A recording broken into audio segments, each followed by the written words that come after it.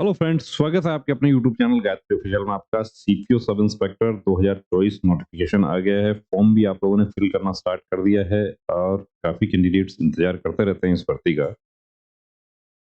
अब नोटिफिकेशन आ गया है। टोटल 4000 कुछ वैकेंसीज है। एग्जाम कब होगा? तो एग्जाम देखिए, सीबीटी अब इसमें भर्ती प्रक्रिया में 2 एग्जाम इसमें होते हैं। और पहले एग्जाम हो गया, उसके बाद आपका पीटी पीएसटी होता है, फिर जो सेकंड पेपर है वो होता है, और उसके बाद मेडिकल। तो अभी हमारे जो कैंडिडेट्स हैं, कुछ उनका ये डाउट है कि सीबीटी जब मई में ही हो रहा है, यानी कि 9, 10 और 13 मई का डेट फिक्स कर दिया है उसमें, शेड्यूल ऑफ सीबीटी। लेकिन जो एज डिटर्मिनेशन किया जा रहा है, क्रूशल डेट एज लिमिट के लिए, वो 1/8/2024 से है। अब डीओपीटी का जो एक लेटर, जो ऑफिस मेमोरेंडम ये 1988 का है या 87 का, उसका हवाला देते हैं कि जब एग्जाम फर्स्ट हाफ में होगा ईयर के, तो एज काउंट होगा 1 जनवरी से, और एग्जाम सेकंड हाफ में होगा तो एग्जाम काउंट होगा 1 अगस्त से। ये रूल है उसका। डीओपीटी का लेटर है, वो डीओपीटी का लेटर भी आप लोगों को पहले हम दिखा चुके हैं, और एसएससी की भर्तियों में सभी में यही होता है। एसएससी कांस्टेबल जीडी में भी ये मांग उठी थी कि वो 6 महीने पहले से काउंट किया जाए, लेकिन वो नहीं हुआ। उसके लिए हाई कोर्ट भी करना चाह रहे थे। उसके लिए जो एडवोकेट्स हैं उनसे भी डिस्कस किया, तो उन्होंने भी उसी लेटर का हवाला देते हुए कहा कि जब एग्जाम फर्स्ट हाफ में होता है, इसको हम ऐसे समझ सकते हैं कि आपका एग्जाम यदि 1 जनवरी से लेके 30 जून तक हो रहा है, तो एग्जाम हो गया, तो इसका मतलब ये तो नहीं है कि भर्ती प्रक्रिया पूरी होगी। अब 30 जून तक एग्जाम हो रहा है, तो एज 1 जनवरी उसी संबंधित साल का 1 जनवरी से काउंट किया जाएगा। और 1 जुलाई से लेके 31 दिसंबर तक एग्जाम होता है, तो 1 अगस्त से काउंट किया जाएगा। अब एसएससी खुद डीओपीटी के रूल का हवाला दे रही है। उसमें आप देखिए, नोटिफिकेशन में आप जाते हैं, पैरा, थोड़ा सा मुझे देखना पड़ेगा, पैरा 5 का जो 1 है, उसमें क्लियर लिखा हुआ है, the crucial date for age reckoning is fixed as 1 August 2023 in accordance with the provisions of DOPT office memorandum number 14017। अब खुद के नोटिफिकेशन में आप देखिए इसमें है कि क्रूशल डेट एज लिमिट, ऊपर तो आप नोटिफिकेशन को अच्छे से देखिए कि एज लिमिट 1/8/2024, और पैरा को जो पढ़ते हैं तो वहां लिखा जा रहा है कि इस date, crucial date for age reckoning is fixed as 1 August 2023। अब ये ऐसा कैसे हो रहा है? जब एग्जाम जो है, यदि फर्स्ट 1 अगस्त 2023 कर रहे हैं, तो बहुत अच्छी बात है, बहुत सारे कैंडिडेट्स को मौका मिल जाएगा जो ओवर एज हो गए थे। लेकिन 1 अगस्त 2023 तो हो सकता है मिसप्रिंट हो गया होगा एसएससी की तरफ से, लेकिन 1 जनवरी तो होना चाहिए, क्योंकि जब खुद का उनका रूल है और उसके अनुसार वो ये कह रहे हैं कि जब एग्जाम जो है वो फर्स्ट हाफ में होगा, तो 1 जनवरी। तो एग्जाम कब है? एग्जाम का डेट जो है वो मई में दिया जा रहा है।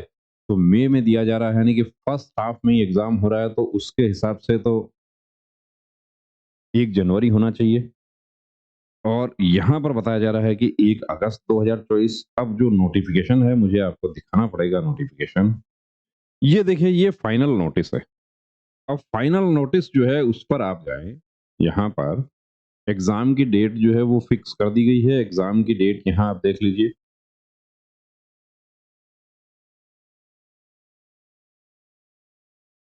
मई 2024। फॉर्म फिल करने का डेट है वो भी दे रखा है। और एज के लिए आप जाइए पैरा 5 में जाइए। पैरा 5 जो है वो क्या कहता है, तो क्या मिशन मोड पे काम हो रहा है इसलिए इस तरह की गलतियां हो रही है? ये कंफ्यूजन क्यों किया जा रहा है? कंफ्यूजन यहाँ क्रिएट सिर्फ इस वजह से हो रहा है कि पहली बात तो देखिए 1 जनवरी से डेट काउंट होना चाहिए कि भर्ती का जो एग्जाम है,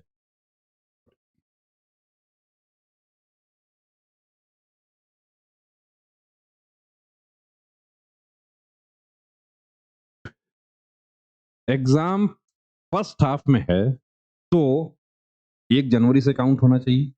ये एसएससी का रूल है। लेकिन यहाँ पर 5 में हम जाते हैं तो यहाँ 5 में हमें बताया जा रहा है कि पैरा 5 में एज लिमिट कब से काउंट होगा? 1/8/2024। The crucial date for age recognition is fixed as 1/8/2023। ये क्या है? यदि 23 कर दिया जाए तो बात ही बन गई। तो या तो यहाँ पे गलती हुई है या यहाँ गलती हुई है या दोनों में ही गलती नहीं हुई है। तो 1/1/2024 होना चाहिए। अब ये होगा कैसे? ये कैसे होगा? देखिए दोस्तों, ये होगा, इसके लिए आप और हम बातें करेंगे, इससे कुछ नहीं होगा। अलम हसनैन हैं हमारे, एक पुराने छात्र हैं हमारे, जुड़े हुए हैं काफ़ी समय से। उनके मैं माफ़ी चाहूँगा आलम, आपको इंतज़ार करवाना पड़ा हमें। इस पर वीडियो पहले नहीं बना पाए। नोटिफ़िकेशन पढ़ा और पढ़ने के बाद उसमें ये चीज़ सामने आई, तो ये देखिए या तो ये मिसप्रिंट है या ये मिसप्रिंट है या ये दोनों ही गलत है।